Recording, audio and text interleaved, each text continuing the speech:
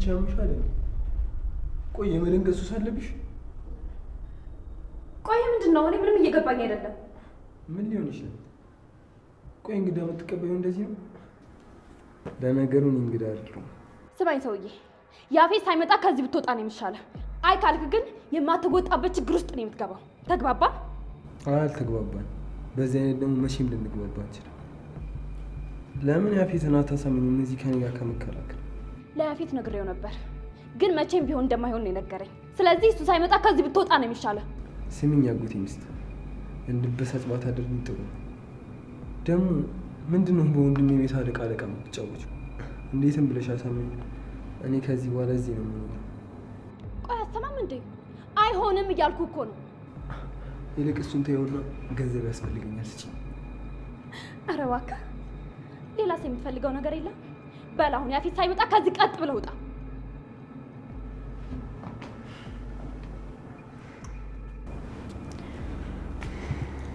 እንደፈለግሽ ውጣ የምትይኝ ውሻ አይደለሁም። በያፍጠኝ ደውይለት። ከዛ እኔም የምደውልበት ሌላ ቦታ ስለሚኖር ቦታ ተቀያይረን እንደውል። ማለት ያው እንዳናረባብሽ። አንቺ ውጭ ላይ ሆነሽ ለያፌት ደውይ፣ እኔ ደግሞ እዚህ ሆኜ ለፖሊስ ደውላለሁ። ወይስ ምን ይሻላል? ምን ይሻላል?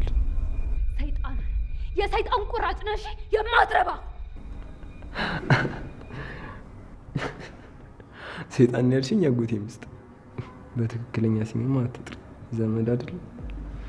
ብዙ አታርቂ። እሺ አሁን ልውጣ ነው። እስከመጣ ድረስ ክፍሌን አዘጋጅተሽ ቦርሴን አስገብተሽ ምናምን አመጣጥሽ ጠብቂ።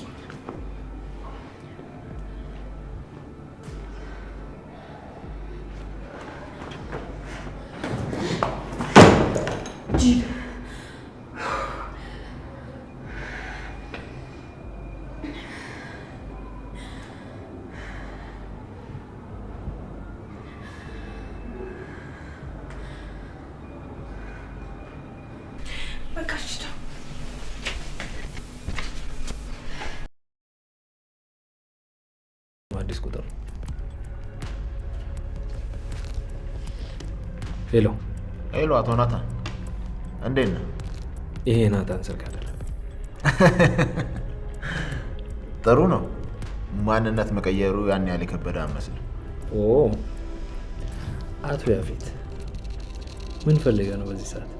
ምን እንደምፈልግማ ታውቃለህ አይደል? ስለዚህ በምፈልገው ነገር ላይ ብንደራደር አይሻልም? ካልነገርከኝ በምን አውቃለሁ? ምንድን ነው የፈለገው? የምፈልገውማ የራሴን የሆነ ነገር ነው። በስራ ቋንቋ እንናገር። ምንድን ነው የምፈልገው? የወሰድክብኝ ሴቶች ለመመለስ። ይቅርታ፣ ሴቶቹ መመለስ አልችልም። ይገርማል፣ በጣም ፈጣኖች ናቸው። ከጠበቅኩት በላይ ገቢ እያስገቡልኝ። ናታን በደንብ ስማኝ። የኔ የሆነን ነገር ትመልሳለህ። በምላሹ የምፈልገውን ነገር ጠይቀኝ። ስማኝ አቶ ያፌት፣ በመጀመሪያ ስሜ ናታን ሳይሆን ናኤፍ ናኤፍ፣ ገባ? ሲቀጥል እኔን ስታወራኝ ቃላቶች ማትመርጥ ከሆነና ስታወራኝ ማትለማመጠኝ ከሆነ ስልኩን ለመዝጋት እገደዳለሁ። በቀጣይ እኔ ጋር ስትደውል ስርዓት ምን እንደሆነ ተምረህ ደውል።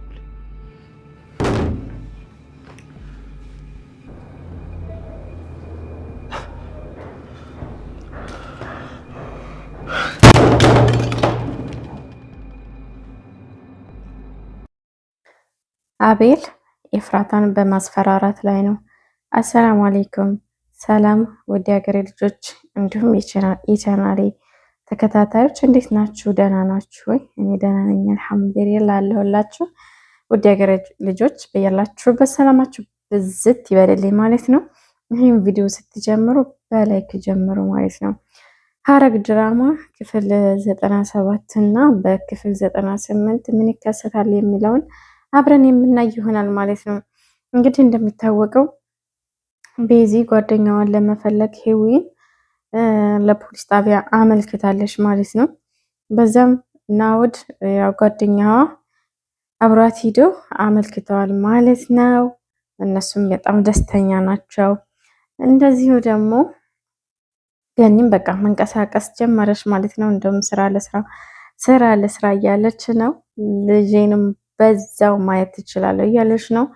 እንግዲህ ዳጊም እንድትሄድ አልፈቀደላትም ማለት ነው።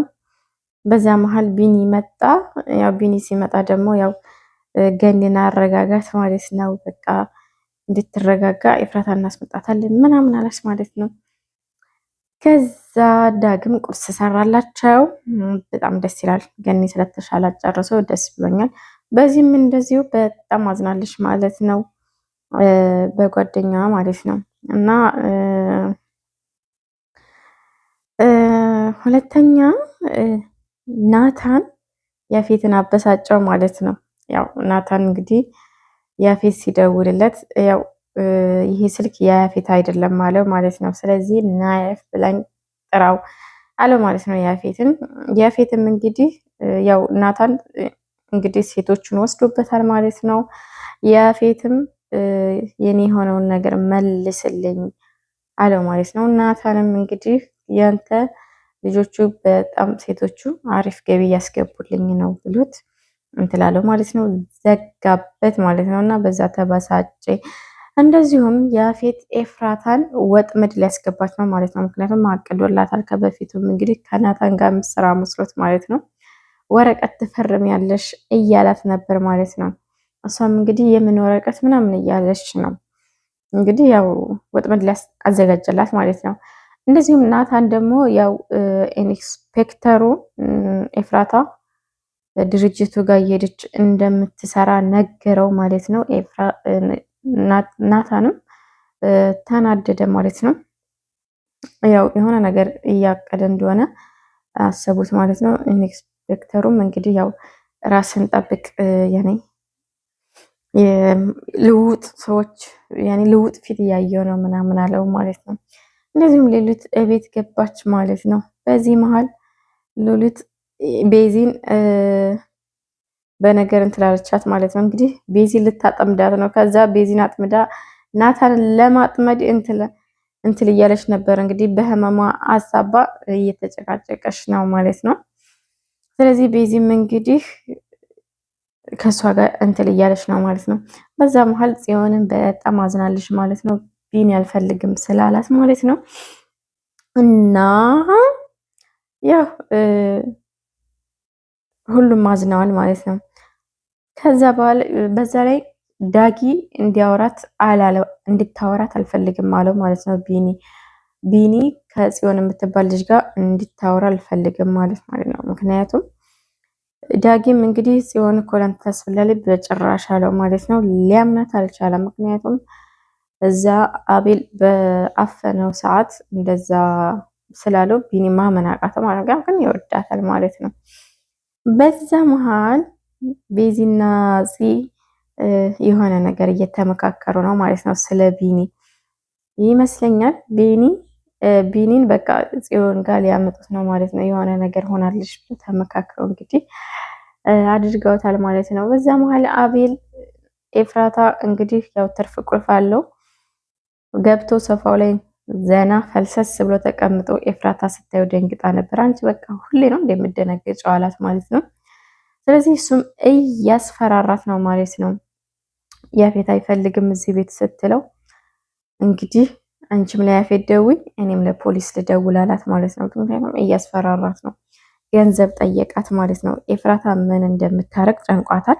ለጽዮንም ደውላ ነግራት ነበር ማለት ነው። ጽዮንም እንግዲህ ይሄ የማይረባ እያለች እየተሳደበች ነው ማለት ነው፣ እያናደዳት እና እንግዲህ ኤፍራታ ለአቤል ገንዘብ ልትሰጠው ነው ማለት ነው።